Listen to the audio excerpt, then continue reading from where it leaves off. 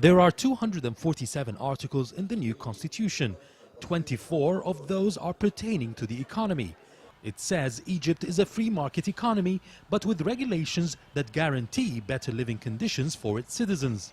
Several articles were deemed essential by experts.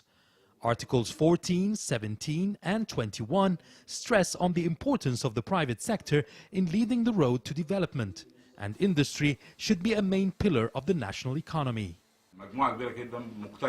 It is safe to say that the constitution gives enough protection to the private sector to own and invest without fear of bureaucracy or nationalization of assets like before. The message is that there will be unprecedented support for the private sector in the future. This includes the informal economy, which thrived in the past 10 years. It employs nearly 4 million workers and constitutes about 40% of the economy.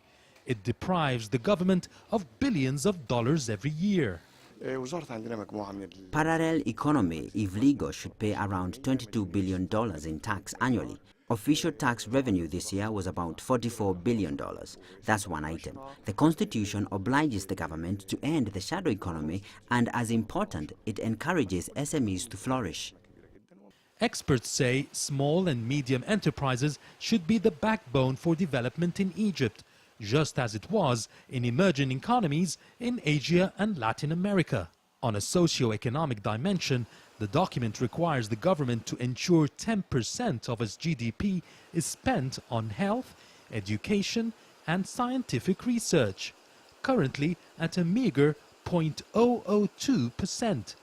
It also required to nearly double the minimum wage for workers and employees.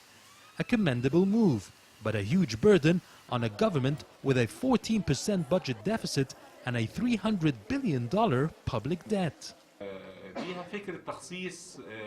To finance these new obligations that will cost about $10 billion, we're planning to remove subsidies on energy and reduce government expenditure. But what is more important is to increase our revenues from taxes and services to cover these costs.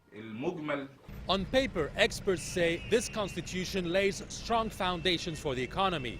But again, this can only succeed if the country retains the security and stability that Egyptians are longing for. Yasser Hakim for CCTV, Cairo.